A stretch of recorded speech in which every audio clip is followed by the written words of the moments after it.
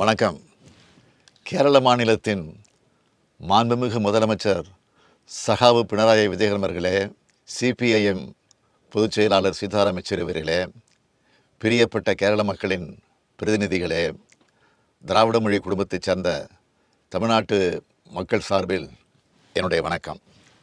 இந்த போராட்டத்தில் பங்கெடுக்க சகாவு பினராயி விஜயன் அவர்கள் எனக்கு அழைப்பு விடுத்திருந்தார். நான் முதலீடுகளை ஈர்க்கிறதுக்காக ஸ்பெயின் நாட்டுக்கு பயணம் மேற்கொண்டு நேற்று தான் தாயகம் திரும்பினேன்.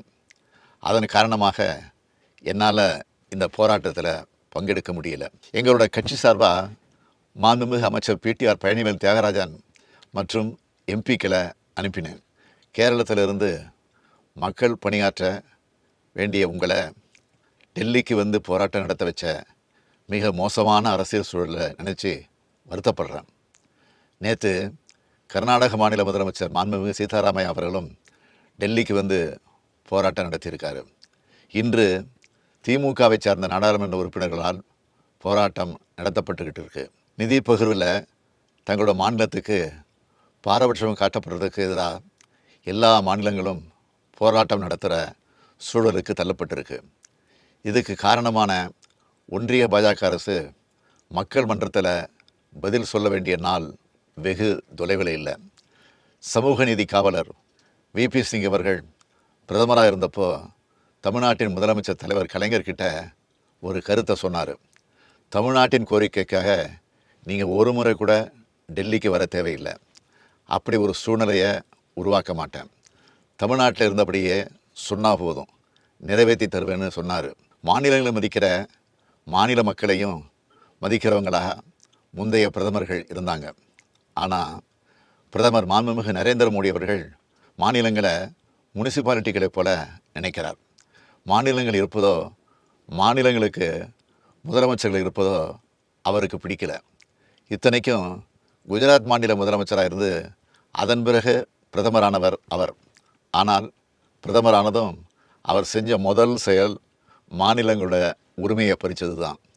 நிதி உரிமையை பறித்தார், கல்வி உரிமையை பறித்தார், மொழி உரிமையை பறித்தார், சட்ட உரிமையை பறித்தார்.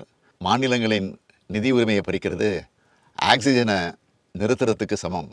அதைத்தான் பாஜக அரசு செஞ்சிட்டு வருது. இது ஏதோ எதிர்க்கட்சி ஆளும் மாநிலங்களுக்கு மட்டும் நடக்குதுன்னு பாஜக முதலமைச்சர்கள் நினைக்க வேண்டாம். நாளை உங்கள் மாநிலங்களுக்கும் இதே கதிதான்னு எச்சரிக்கையாக சொல்ல விரும்புகிறேன். பாஜக அரசின் இந்த எதேச்ச அதிகார நடவடிக்கைகளுக்கு எதிராக தமிழ்நாடு அரசு உறுதியோடு போராடி வருது. அதே பாணியில் கேரள முதலமைச்சர் காம்ரேட் பினராயி விஜயன் அவர்களும் போராடி வரார். ஜிஎஸ்டி வரி விதிப்புக்கு பிறகு மாபெரும் நிதி நெருக்கடி பெயரிடற எல்லா மாநில அரசுகளும் சந்திக்கிறோம். அனைத்து மாநில அரசுகளையும் ஒன்றிணைச்சு ஆளக்கூடிய ஒன்றிய அரசு இந்த நிதி நெருக்கடியை நீக்கிற வகையில் செயல்படணும். ஆனால் அப்படி செயல்படலை. மாநிலங்கள் வளர்ச்சி பணிகளுக்காக கடன் வாங்கிறதுக்கு கூட தடையை ஏற்படுத்துகிறாங்க. மாநிலங்களோட பொது செலவினங்களுக்கு நிதி அளிக்கிறதுக்கான பொது கடன் என்பது இந்திய அரசமைப்பு சட்டத்தின்படி மாநில சட்டமன்றத்தின் தனிப்பட்ட அதிகார வரம்பிற்கு உட்பட்டது. மக்களுக்கு எல்லா நன்மைகளையும் செய்கிறது மாநில அரசுகள் தான். மாநில அரசுகிட்ட தான் எல்லா அன்றாட தேவைகளையும் மக்கள் எதிர்பார்க்குறாங்க. ஆனால் அதுக்கு பாஜக அரசு முட்டுக்கட்ட போடுது. இதை எல்லாரும் ஒன்று சேர்ந்து எதிர்த்தாகணும். இந்தியா கூட்டணி கட்சிகள் நம்மோட ஒற்றுமையின் மூலமாக இந்திய அரசை கைப்பற்றி பாசிச பாஜகவிற்கு முற்றுப்புள்ளி வைப்போம்.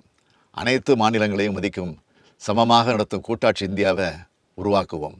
காம்ரேட் பினராயி விஜயன் அவர்களுக்கும் கேரள அமைச்சர்களுக்கும் வாழ்த்துக்கள். உங்கள் எண்ணம் விரைவில் நிறைவேறும். நன்றி, வணக்கம்.